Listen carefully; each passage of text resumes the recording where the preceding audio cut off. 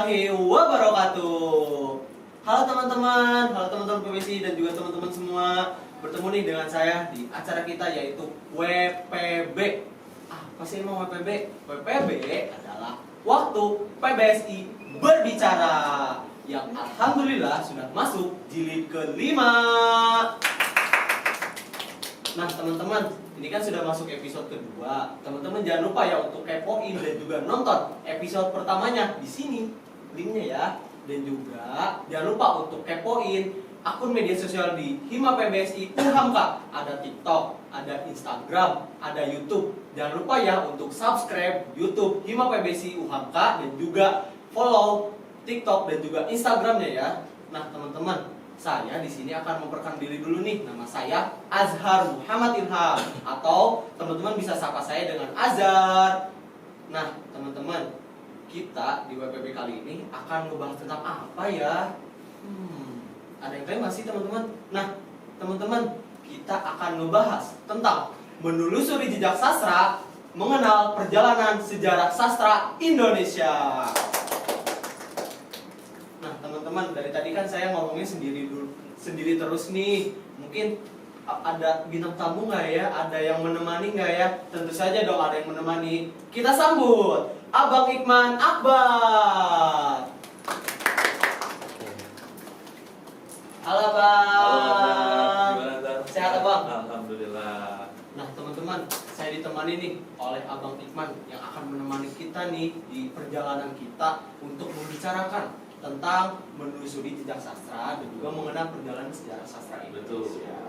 Mungkin abang bisa perkenalan diri dulu. Oke, sebelumnya apa nih sebutannya buat para pemirsa ya? Pemirsa WPB sebutannya apa? Pemirsa aja Bang. Pemirsa ya, oke. Sobat WPB kali ya? Sobat WPB, perkenalkan. Nama saya Iqman Akbar. Di sini saya sebagai Mastif PBSI semester 8 yang kebetulan diundang sama Hima PBSI. Terima kasih Hima PBSI undangannya sudah mau berdiskusi bareng sama saya terkait dengan sejarah sastra. Seperti itu. Nah teman-teman pasti kan kepo ini abang siapa sih ini abang siapa? Bisa dong abang lebih kasih tahu akun media sosialnya. Oke, media sosial saya kebetulan cuma bermain Instagram, itu ada di Iqman Akbar, R-nya 2. Jangan lupa ya teman-teman untuk follow Instagramnya karena pasti abang ini akan share tentang ilmu ataupun hal-hal menarik tentang sastra ataupun hal lainnya. Begitu apa? Mungkin sebelum ke pertanyaan lebih lanjut ya abang ya. Boleh. Kita ini akan membahas tentang menelusuri jejak sastra dan juga mengenal perjalanan dari sejarah sastra Indonesia sendiri. Mungkin abang dan juga saya tentu saja tuh cukup banyak gitu ya di semester selanjutnya atau semester sebelumnya tentang sastra. Mungkin pertanyaannya akan timbul mungkin dari teman-teman ataupun saya juga. Sejarah sastra di Indonesia itu ada berapa sih abang kira-kira? Oke. Mungkin sebelum ke sana saya coba mengangkat pengertian dari sastra secara etimologi dulu kali guys. Sastra itu kalau kita lihat penggalannya kan ada dua suku kata ya, ada sas dan juga ada tra. Itu tuh diambil kalau nggak salah dari bahasa Yunani itu bahasa Sanskerta seperti itu. Sas itu kalau kita lihat secara etimologi yang merupakan artinya adalah sebuah pengajaran. Sementara tra itu merupakan alat. Tapi kalau kita ambil susastra, sunya itu merupakan tindakan. Jadi kalau kita simpulkan secara etimologi, susastra itu merupakan sebuah alat pengajaran yang indah. Nah, dari etimologi itu dapat kita simpulkan gitu ya secara definitif atau secara harfiah, sebenarnya segala bentuk karya sastra itu tujuannya sudah jelas, yaitu untuk mengajarkan, untuk mengarahkan, untuk mengedukasi dan sebagainya. Itu secara etimologi dan juga secara definisi untuk sastra dulu. Nah teman-teman tadi sudah dijelasin juga nih sama abang kalau misalnya sastra itu merupakan pengertian yang sangat kompleks. Tetapi pada dasarnya kesusastraan sendiri adalah alat ya abang ya, pengajaran yang dimana itu tuh bersifat indah karena bentuknya itu mencakup berbagai dari hal kehidupan. Misalnya ada tentang ekonomi, ada soal pendidikan ataupun hal lainnya. Betul abang. Nah, tadi kan kalau kita bicara susastra gitu ya, pengertiannya kurang lebih seperti itu. Nah, sekarang kan tadi nyambung ke pertanyaan Mas Azhar gitu ya, terkait dengan sebenarnya periodisasi sastra atau perjalanan panjang sejarah sastra ini dimulai dari mana dan ada berapa angkatan. Sebenarnya perlu kita garis bawahi sama-sama teman-teman di sini adalah perkembangan sastra itu tumpang tindih dalam artian ada angkatan 45 yang tetap ada sampai ke angkatan 60, ada angkatan 60 yang sampai ke angkatan 2000 dan seterusnya itu. Tidak ada variabel pasti terkait dengan berapa jumlah angkatannya gitu. Cuman di sini saya mungkin akan membahas perjalanan sejarah sastra atau perjalanan panjang sastra di Nusantara itu saya klasifikasikan menjadi dua. Pertama itu ada sastra lama yang terbagi lagi menjadi sastra pengaruh Hindu-Buddha, ada sastra pengaruh Islam, serta sastra Melayu klasik. Itu yang saya simpulkan sebagai sastra lama.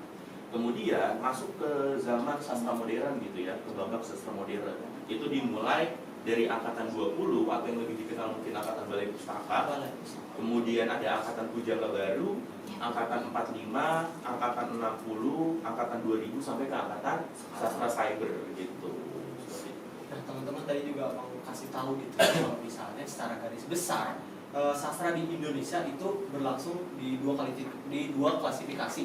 Yang pertama itu ada sastra lama atau sastra sejarah, yang dimana sastra tersebut itu masih terpengaruh dari budaya-budaya yang ada di Indonesia sendiri, baik dari Buddha ataupun agama-agama yang ada di Indonesia. Nah untuk sejarah dari sastra modern itu kita katakan gitu ya, dimulai di era Pujangga Baru, Balai Pustaka. Balai Pustaka, dimulai dari zaman era Balai Pustaka, Pujangga Baru, kemudian juga di era yang sekarang itu sastra cyber. Mungkin kita lanjut abang ya ke pertanyaan kedua gitu abang. Apa sih abang gitu ya yang mendasari bahwasannya sastra ini penting gitu untuk Indonesia? Oke. Kenapa sastra itu penting di Indonesia? Pertama gini, kalau pertanyaan seperti itu kita coba tariknya ke fungsi sastra itu sendiri. Fungsi sastra itu sendiri sebenarnya sangat luas teman-teman. Ada banyak sekali variabelnya. Cuman di sini saya coba simpulkan ada 3. Pertama, fungsi edukatif atau fungsi pendidikan. Kemudian yang kedua itu ada fungsi estetika, fungsi dari keindahan atau sekadar hiburan. Yang ketiga itu ada fungsi terapeutik. Fungsi terapeutik ini fungsi penyembuhan gitu. Kenapa bisa disebut fungsi penyembuhan? Mungkin teman-teman saya mengutip gitu ya kalimat dari J.S. Kyren. Di sini mungkin pada tahu ya penulis yang sangat terkenal J.S. Kyren. Beliau tuh berbicara seperti ini. Saya biasanya membaca buku itu 2 buku dalam 1 bulan. Satu buku itu buku non fiksi dengan tujuan untuk untuk melatih pemikiran atau intelektual kita. Yang kedua itu buku fiksi atau buku sastra, itu untuk melatih hati dan jiwa. Kenapa bisa dikatakan seperti itu? Karena di dalam sebuah karya sastra atau kita berbicara mengenai novel, di sana kan ada pembelajaran yang bisa kita petikkan. Nah di sana itu bisa memulihkan hati kita, bisa memulihkan jiwa kita dan lain sebagainya. Nah tadi kita balik lagi ke pertanyaan Mas Azhar terkait dengan kenapa sastra itu perlu di Indonesia itu. Karena di zaman yang sekarang penuh dengan dinamika, rasanya perlu sebuah hal yang bisa meredam seluruh dinamika itu. Salah satunya tadi karya sastra. Karena tadi karya sastra di dalamnya ada fungsi penyembuhan, ada fungsi edukatif dan juga ada fungsi keindahan. Seperti itu. Betul teman-teman, tadi abang mention gitu ya bahwasanya fungsi itu banyak. Apalagi tadi juga sebelum kita masuk gitu ya ke pertanyaan-pertanyaan, abang ngasih tahu kalau misalnya sastra itu adalah sebuah pengajaran yang sangat indah dan juga untuk ilmu. Jadi secara tidak langsung fungsi dari sastra itu secara kompleks di Indonesia itu sangat banyak. Ada ranah edukasi, ada ranah estetika dan juga penyembuhan. Juga kemudian abang mention tuh kata-kata dari J.S. Kyren yang dimana setidaknya membaca 2 buku untuk 1 hari. Kalau saya ambil gitu ya bang ya, kalau fiksi kan menjadi sebuah implementasi dari imajinasi. Betul. Nah jadi teman-teman kalau misalnya dirasa jenuh, kekurangan ide ataupun kegaduhan yang di dalam pikiran tidak bisa disampaikan, teman-teman bisa nih baca atau mulai menciptakan sebuah puisi. Betul ya abang ya. Nah teman-teman juga misalnya kurang ilmu apa nih? Mungkin kan di era cyber sekarang ya bang ya, tidak menutup kemungkinan gitu kita ataupun saya sendiri pasti mencarinya di internet. Tetapi pada dasarnya tidak menutup juga untuk kita membuat buku atau membaca buku gitu ya. Karena tadi lagi gitu, ilmu yang ada sekarang itu tidak luput dari ilmu yang ada di buku. Jadi teman-teman sekiranya gitu ya, jangan lupa untuk baca buku fiksi ataupun baca buku non fiksi. Betul. Karena kadang kalau kita membaca sebuah karya sastra ya, bahkan belum sampai ke tahapan menulis, emosi yang entah bentuknya sedih, entah bentuknya marah, entah bentuknya bahagia. Karena kan ada golongan beberapa orang yang tidak bisa tanda kutip menyalurkan emosinya kan.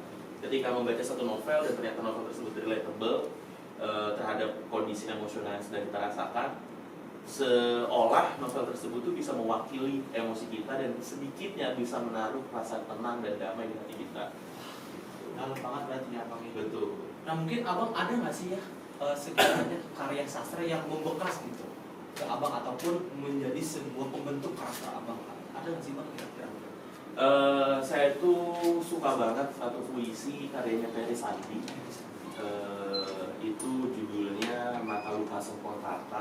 Itu menjelaskan bagaimana kondisi sosial dan politik di Indonesia pada saat itu, di mana masih banyak kasus-kasus seperti pembunuhan, perfitnahan dan segala macamnya. Di situ tuh ada satu kalimat yang menurut saya sangat sederhana, tapi itu bisa seolah-olah menggambarkan kondisi di zaman itu yang cukup kompleks gitu. Itu saya suka banget. Teman-teman juga jangan lupa ya untuk tetap baca, tetap mencari tahu gitu ya sebuah karya ataupun sekiranya buku-buku fiksi ataupun non fiksi yang akan membuat teman-teman mengekspresikan emosinya, kemudian juga bisa mengimplementasikan imajinasi teman-teman yang ada dalam pikiran. Sama satu lagi mungkin kalau saya boleh menyampaikan satu karya sastra puisi yang saya sangat suka, itu karyanya Khairil Anwar. Judul puisi itu Perawang Bekasi. Mungkin di situ teman-teman udah pada tahu. Di situ tuh Khairil Anwar menggambarkan perjuangan seorang pahlawan yang mereka bisa dikatakan berjasa atau tidak itu bukan dari perjuangannya, tapi dari kita para penerusnya. Kita mau mengenang mereka sebagai siapa? Sebagai orang yang mati sia-sia kah? Atau sebagai orang yang berjuang gitu untuk Indonesia, untuk negaranya. Di situ ada satu penggalan, kenanglah kami yang terbaring antara Kerawang Bekasi. Itu tuh seolah menggambarkan, gua ini sekarang mayat nih, kita ini sekarang mayat nih, kita udah mati di sini, kita udah meninggal di sini. Tapi mayat kita apa yang sudah kita perjuangkan nggak ada artinya kalau apa yang udah kita perjuangkan tidak diteruskan. Makanya itu pesan yang cukup mendalam untuk kita para calon generasi yang harusnya bisa melanjutkan perjuangan para pahlawan yang sudah mati-matian untuk mempertahankan Indonesia.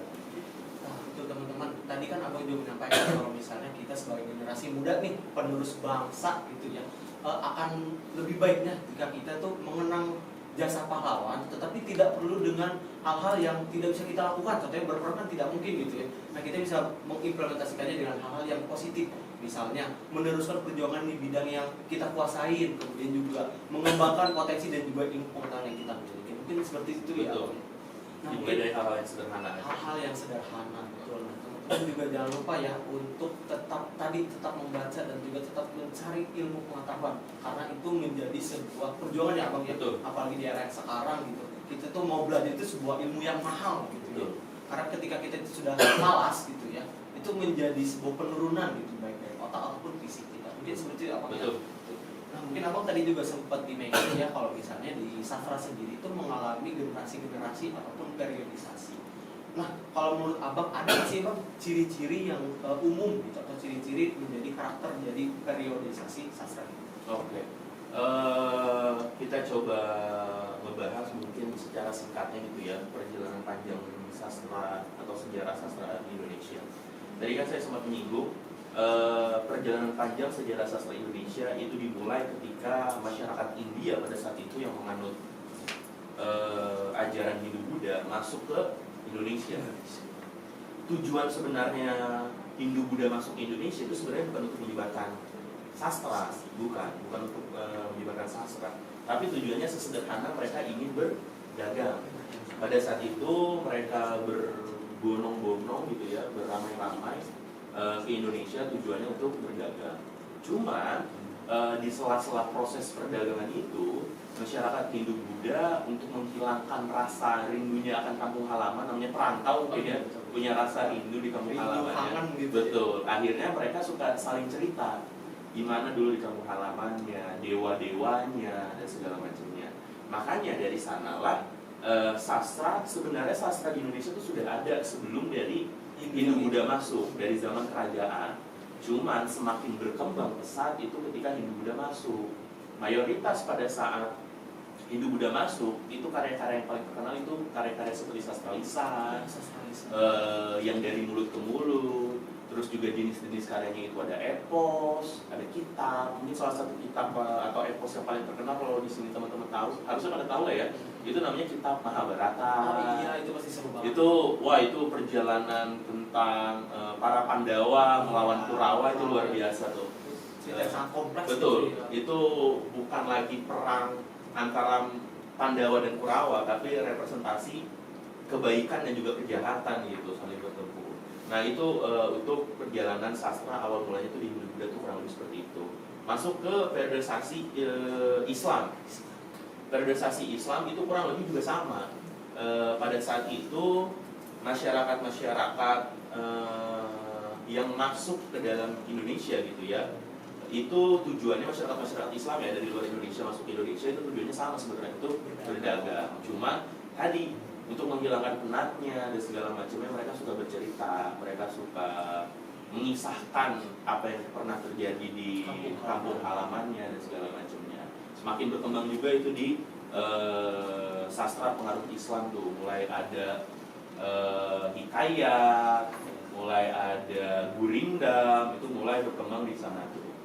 Nah, selanjutnya masuk ke sastra Melayu klasik. Sastra Melayu klasik ini sebenarnya dimulai oleh masyarakat Indochina pada saat itu di daerah-daerah atau di negara-negara seperti Vietnam, negara-negara seperti Thailand, Malaysia, Singapura dan sejenisnya gitulah ya. Masuk pertama kali di perairan Jawa tujuannya untuk berdagang, tapi mulai memperkenalkan sastra-sastra seperti pantun, sastra-sastra seperti tadi Gurinda masih terus berkembang, hikayat dan sebagainya seperti itu.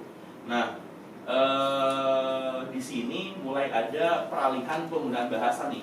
Waktu Hindu-Buddha itu kan masih menggunakan bahasa Sanskerta atau bahasa Palawa kalau kita tahu, bahasa Palawa. Cuma di Melayu klasik ini sudah mulai ke bahasa-bahasa Melayu-Melayu tinggi. Seperti itu, Melayu-Melayu tinggi. Nah, di tiga periodisasi tersebut kan saya simpulkan itu sebagai sastra lama ya kan, maksudnya sastra lama.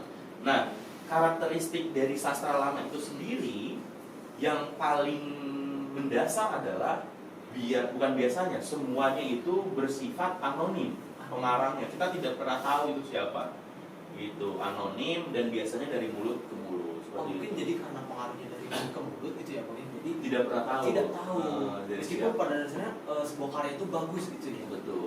Kayak contohnya mungkin Mahabharata kan selalu sudah ditetapkan kan. Iya, betul. Tapi kita tidak pernah tahu sumber pertama kali cerita Mahabharata itu dari siapa. Kita hanya tahu bentuk yang sudah ditranskripnya tanda kutip seperti itu. Apalagi kan ada filmnya juga. Betul. Gitu.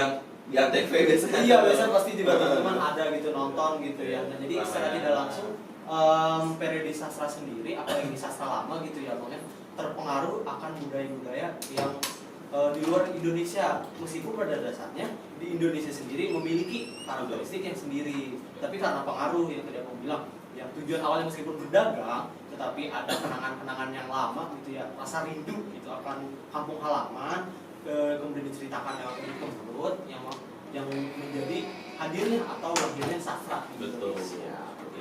Mungkin kalau tadi kan itu sempat menyinggung ya terkait dengan sebenarnya sastra itu tuh sudah ada jauh sebelum Hindu-Buddha masuk gitu ya. Jadi zaman kerajaan Kutai Martanipura, kerajaan Hindu tertua di Indonesia itu tuh sempat ditemukan sebuah prasasti, itu namanya prasasti Yupa.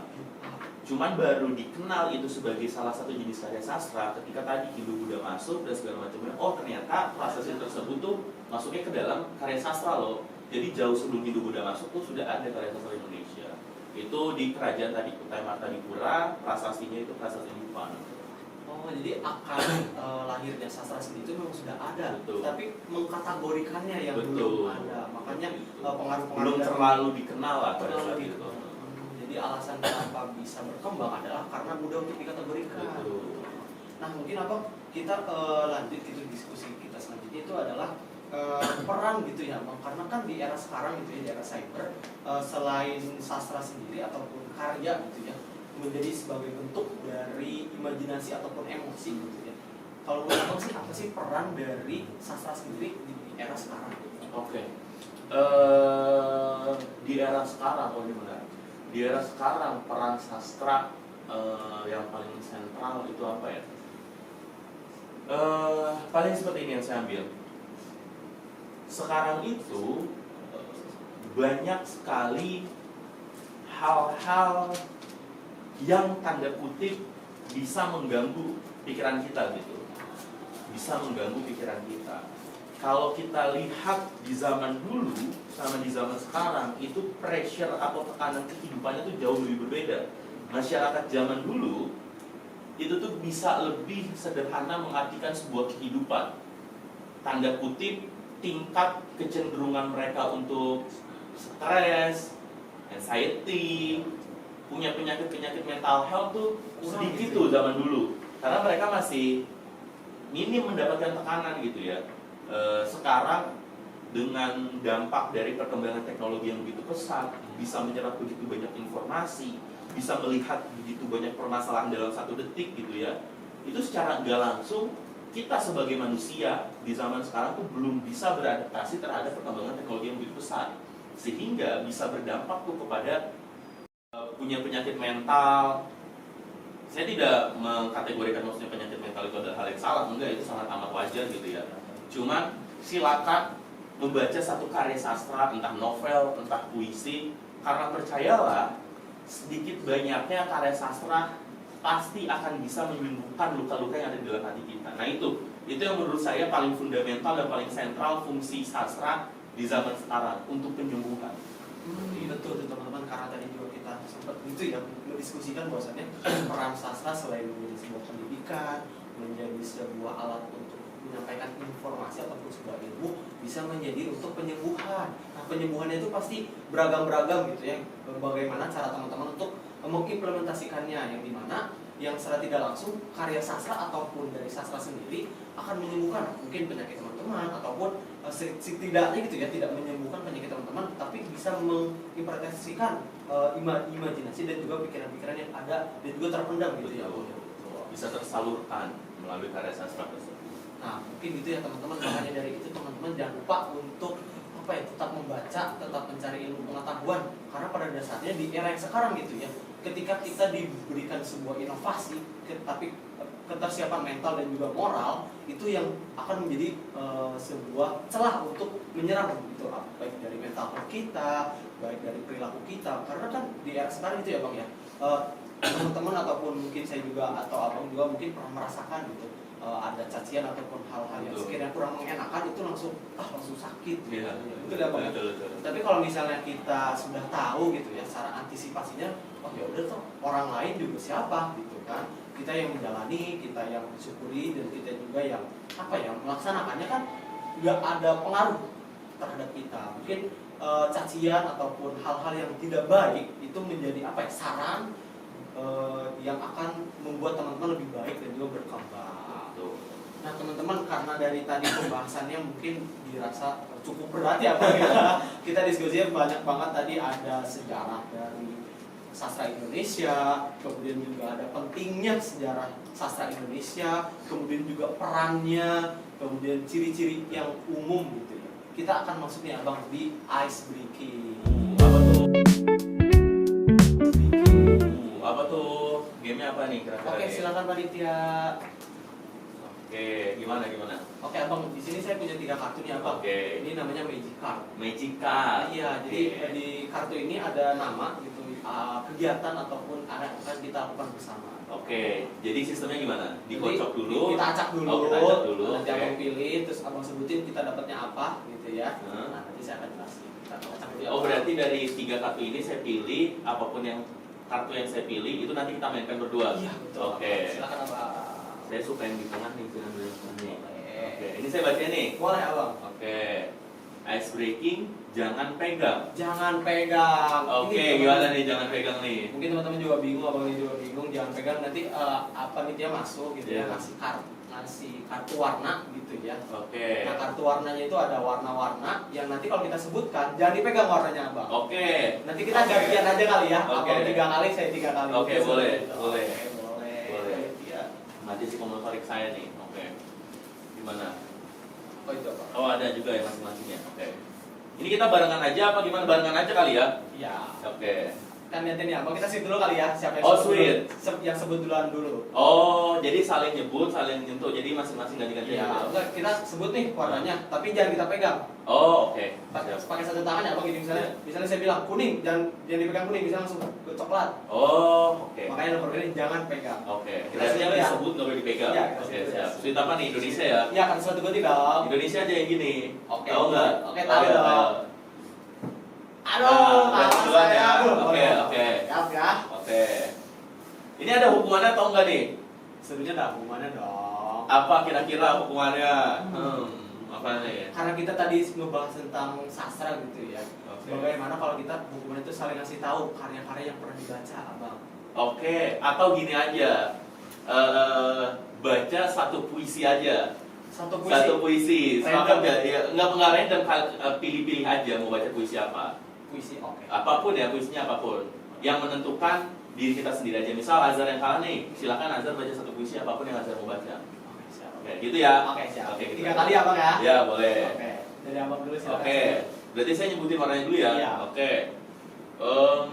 Biru. Oke. Biru.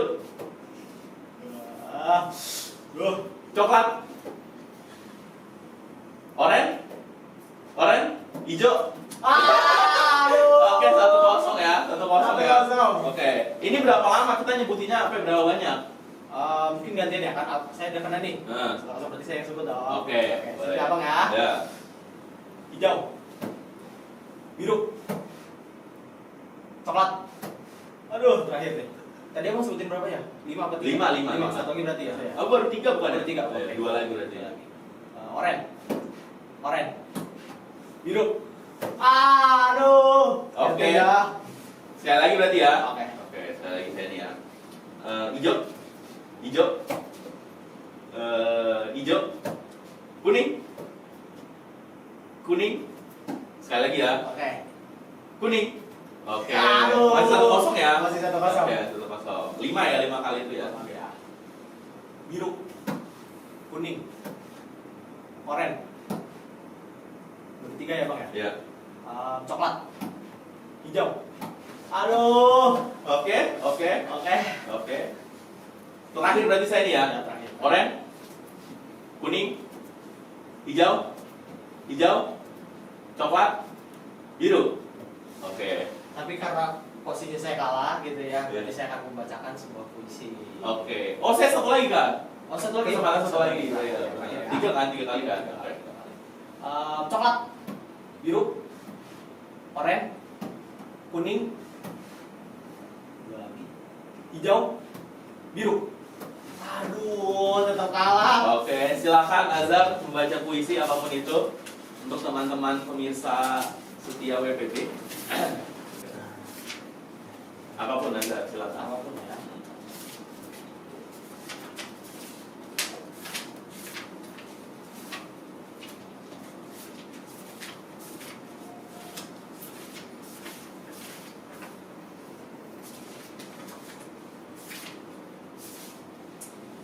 Sudah ketemu?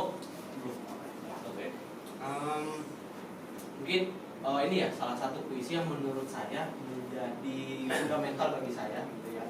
Ini ada karyanya Sapardi Djoko Damono, puisi cukup terkenal, judulnya Aku. Aku ingin. Karya Sapardi Djoko Damono.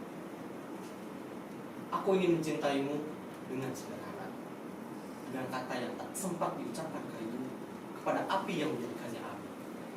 Aku ingin mencintaimu dengan sederhana, dengan isyarat yang tak sempat disampaikan awan kepada hujan yang menjadikannya tiada.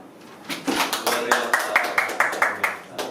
Teman-teman juga jangan lupa untuk selalu membaca, selalu mencari tahu hal-hal yang membuat teman-teman mendapat ilmu pengetahuan gitu ya, Bang.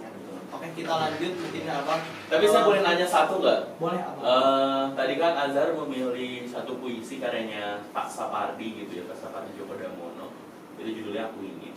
Kira-kira dari apa yang sudah Azhar baca gitu ya, aku ingin mencintaimu dengan sederhana, dari kata yang tak sempat diucapkan kayu pada api dan sebagainya. Menurut Azhar, puisi tersebut tuh bermakna apa? Menurut Azhar pribadi aja. Oke. Azhar pribadi itu menggambarkan puisi tersebut itu apa? Gitu. Oke, mungkin aku menjawab kali ya Bang. Saya menjawab gitu ya pertanyaan Abang. Kalau menurut saya sendiri gitu ya, puisi dari Aku Ingin karya Sapardi Djoko Darmono itu bermakna bahwasanya cinta itu bisa diucapkan gitu dengan berbagai hal gitu. Dapat diimplementasikan juga dapat diterapkan dalam berbagai hal, baik melalui tindakan, baik melalui sikap yang dimana tidak semata-mata melalui ucapan saja gitu apa. Jadi seperti itu. Dan mungkin menurut saya gitu ya, menyampaikan cinta di sini bukan sesuatu yang dianggap negatif, tetapi dianggap yang positif. Entah itu memberikan perhatian, memberikan sesuatu ruang ataupun apa yang menjadi teman gitu. Romantis sekali ya Pak Sapardi, ini luar biasa. Sapardi. Teman-teman. Doa terbaik untuk Pak Sapardi. Masya Allah, karena kebetulan baru kemarin Iya. Oke Bang, mungkin acara selanjutnya Abang ya, kita akan masuk ke sesi pertanyaan dari Mas T. Oke. Oh ada. Ada Abang, jadi Oh. kita melakukan wawancara sederhana gitu ya, yang dimana akan menjadi pertanyaan-pertanyaan gitu. Nanti Abang boleh jawab pertanyaan yang muncul di TV. Oke. Kita tonton terlebih dahulu, teman-teman silakan panitia.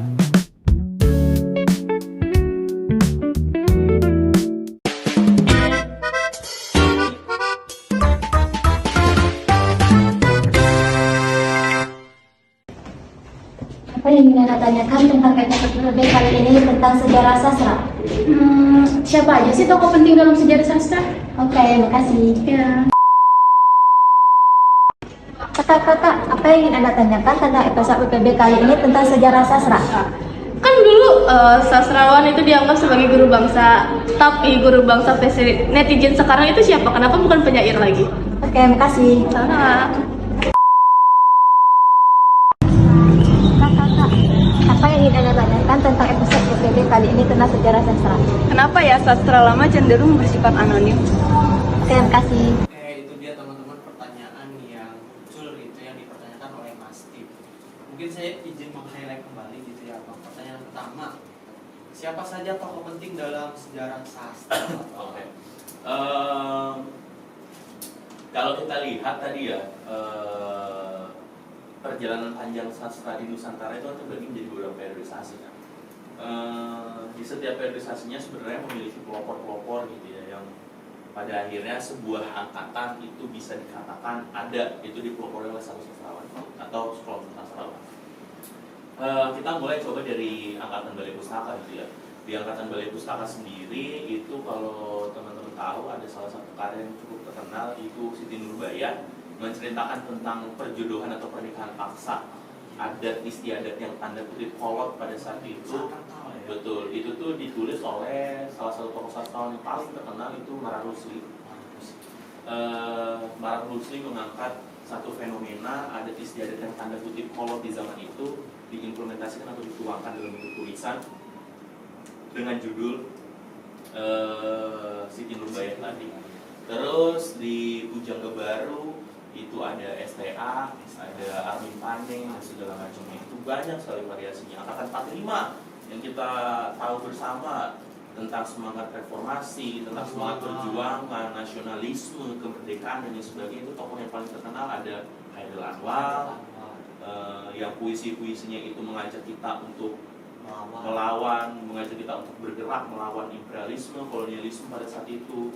Lalu selanjutnya di angkatan 60-70 itu ada salah satunya tadi puisinya baru Mas Aksa bacain, Pak Sapardi, ada W.S. Rendra, ada banyak sekali, Pramudia, banyak sekali. Terus kemudian di angkatan 2000 itu yang lebih dikenal sebagai angkatan sastrawangi. Kenapa disebut sastrawangi? Karena mayoritas sastrawan-sastrawan di sana tuh lebih banyak perempuan gitu, salah satunya ada Ayu Utami, betul, yang mengangkat feminisme. Betul, kalau nggak salah judulnya itu Saman, kalau nggak salah. Terus setelah itu ada sastra cyber. Sastra cyber salah satunya mungkin Jess Kairen masuk ke sana, sastra cyber. Ya kan Raditya Dika mungkin masuk ke sana, karena sastra cyber ya masih sampai sekarang masih kita banyak melihat karya-karya yang bisa dipublikasikan melalui media kita sendiri. Seperti itu mungkin kurang lebih banyak sekali tokoh-tokoh sastra Indonesia yang cukup terkenal. Cuma tadi saya coba sebutkan beberapa dari setiap angkatannya seperti itu. Oke, jadi gitu ya teman-teman, di eranya ataupun di periodisasi itu pasti memiliki tokoh yang dimana menjadi sebuah pelopor. yang tadi abang bilang ada angkatan 45, ada angkatan 60, ada angkatan 2000 dan juga era reformasi. Yang dimana karakteristik dari setiap angkatan itu menjadi didasari oleh tokoh-tokoh yang tadi. Betul. Misalnya di era 45 itu akan kental semangat perjuangan, akan kental melawan reform, akan kental melawan perlawanan pemerintah, dan juga misalnya di era 2000 meromantisasikan kehidupan, kemudian juga keindahan-keindahan yang kehidupan diterapkan di sebuah karya sastra. Ini yang mau saya highlight sedikit gitu ya. Mungkin ada pertanyaan juga dari teman-teman, kenapa sih setiap angkatan tema yang diangkat dalam satu angkatan tersebut selalu berbeda? Ini yang perlu teman-teman ketahui. Sebuah sastra atau sebuah angkatan, karya sastra tidak akan lahir ketika ada kekosongan tradisi. Sebuah karya sastra akan lahir ketika ada fenomena besar. Jadi kenapa tema-tema di setiap angkatan itu selalu berbeda-beda? Karena di angkatan Balai Pustaka fenomena yang terjadi terkait dengan tradisi yang kolot, mengangkatnya tadi Siti Nurbaya, pernikahan paksa. Di angkatan 45 fenomena yang sedang terjadi penjajahan. Tema-tema karya-karya yang diangkat terkait dengan perjuangan, reformasi, dan sebagainya. Angkatan tahun 60-70 pasca kejadian 65 yang sama-sama kita ketahui, PKI pada saat itu menghadirkan berbagai macam dinamika politik, dinamika sosial, dinamika ekonomi, dan segala macam. Makanya karya-karya tersebut lebih ke arah kritik sosial di zamannya kayak gitu. Jadi karya sastra tidak mungkin lahir tanpa adanya kekosongan tradisi. Karya sastra akan lahir akibat dari suatu fenomena yang besar pada saat itu. Jadi teman-teman, jadi pada dasarnya gitu ya, karya sastra yang ramai ataupun periodisasi dari sebuah karya sastra itu tidak diakibatkan dari kekosongan dari sebuah budaya, tetapi lahir dengan fenomena yang juga besar di eranya sendiri. Nah, mungkin kita lanjut ke pertanyaan kedua gitu ya, Bang ya. Sastra lama itu banyak dikenal gitu ya, sastrawan gitu ya, banyak dikenal sebagai guru bangsa. Kemudian kenapa sih gitu di versi netizen sekarang bukan seorang sastrawan, dan mengapa? Oke. Ini coba cocok logi saya ya, Sekarang pernah dengar gak Hindia, Bhaskara Putra? Oh iya, betul. Dia disebut sebagai apa ya? Psikolog. Oh iya, Ya kan, yang didewa-dewakan, yang dipuja-puja, ya kan, yang dianggap banyak menyembuhkan segelintir atau segolongan besar masyarakat Indonesia pada saat ini. Sebenarnya kalau kita tarik ya, di dalam sebuah musik ada lirik. Lirik merupakan tulisan, kata-kata yang isinya indah. Kalau kita tarik, berarti musik sebenarnya fundamentalnya adalah sastra, ya kan? Sebenarnya mungkin sekarang lebih ke arah perspektif dari masyarakat Indonesia yang melihat sastrawan itu hanya terfokus kepada orang-orang yang menulis novel seperti itu. Padahal sastra itu ada di setiap lini kehidupan kita gitu. Kita berbicara, kita menulis, kita bernyanyi, kita membuat lirik lagu, kita membuat musik, itu sebenarnya berangkat dari sastra semua. Makanya sebenarnya hanya perspektif dari masyarakat sekarang aja yang melihat sastrawan itu terpatri atau terkotak-kotakan hanya menulis novel dan segala macamnya. Jadi kalau pertanyaannya kenapa sih sekarang sastrawan tidak dianggap sebagai guru bangsa, sebenarnya masih gitu. Salah satunya tadi fenomena Hindia dianggap Tuhan, fenomena Hindia dianggap sebagai, atau Bhaskara Putra dianggap sebagai orang yang bisa menyembuhkan dan segala macam. Sebenarnya Hindia atau Bhaskara Putra juga merupakan sastrawan gitu. Hanya perspektifnya saja yang berbeda. Jadi sebenarnya masih kalau menurut saya. Jadi pada dasarnya gitu ya, di zaman sekarang pengelompokan yang tersebut tuh sempat dipersempit gitu ya, dari kitanya sendiri. Karena pada dasarnya sastra kan terbentuk dari sebuah bahasa. Bahasa kan ada tulisan dan juga ucapan. Jadi baik itu nyanyian, baik itu berbagai macam hal, itu tidak akan lepas dari sebuah bahasa, karena pasti akan ada yang ditulis dan juga yang diucapkan. Saya percaya tadi setiap lini kehidupan kita itu pasti selalu berkaitan dan akan tetap berkaitan dengan sastra. Kita mungkin lanjut ya Bang ya ke pertanyaan terakhir yang ketiga, itu kenapa sih sastra lama itu bersifat anonim? Oke, ini sebenarnya tadi udah kita bahas ya. Iya, betul. Kenapa sastra lama itu bersifat bersifat anonim karena tadi cara penyampaian sastra lama pada saat itu melalui lisan. Jadi omongan-omongan kayak saya cerita ke Mas Azhar cerita ke panitia yang ada di sini, panitia cerita ke temannya yang lain segala macamnya. Terus tuh kayak gitu tuh sampai kita nggak tahu sebenarnya cerita ini bermula dari siapa. Sederhananya seperti itu. Jadi teman-teman, alasan kenapa sastra lama yang banyak sekali sifatnya tuh anonim karena tadi berbentuknya itu tuturan gitu. Jadi ucapan yang dimana melalui tetangga ataupun orang-orang yang ada di sekitaran. Betul. Nah teman-teman, karena sudah tidak terasa gitu ya waktu ya Abang, kita sudah masuk di penutup acara nih. Oke. Nah kita tarik gitu ya dari awal dari akhir yang apa kita diskusikan hari ini apa yang menurut saya gitu ya Bang ya, di sastra sendiri ataupun perjalanan gitu ya, di yang tema kita angkat hari ini itu adalah menelusuri jejak sastra, mengenal perjalanan sejarah sastra Indonesia yang kita diskusikan tadi, bahwasannya sastra itu memiliki banyak fungsi baik secara pendidikan, menjadi sebuah ilmu dan juga menjadi bentuk kesehatan ataupun untuk penyembuhan, dan juga semua lini kehidupan itu tidak akan lepas dari sastra karena tadi sastra itu pasti lekat banget dengan yang namanya bahasa tidak akan jauh dari apa yang diucapkan dan apa yang dituliskan. Makanya dari itu teman-teman juga seperti mention sama saya dan juga Abang bahwasanya jangan lupa untuk tetap membaca, tetap menulis dan juga untuk mencari tahu ilmu pengetahuan yang dimana itu akan menjadi sebuah perlindungan untuk diri kita di era sekarang gitu ya Bang. Mungkin itu saja yang mungkin bisa saya sampaikan. Oke, mungkin kalau dari saya sederhana saja gitu ya, karena kita berbicara mengenai sastra, pesan dari saya, hidupkan sastra dalam dirimu, maka hidupmu atau dirimu akan dihidupkan oleh sastra. Itu saja mulai dari saya. Hidupkan sastra olehmu, maka hidupmu akan dihidupkan oleh sastra. Betul. Itu ya. Mungkin teman-teman tidak lama lagi kita akan menutup gitu ya acara kita karena sudah di penghujung acara. Teman-teman jangan lupa untuk subscribe YouTube dari Hima PBSI @himapbsi_UHK dan juga jangan lupa follow Instagram dan juga TikTok @himapbsi_UHK. Sampai jumpa di WPB kita selanjutnya. Dadah.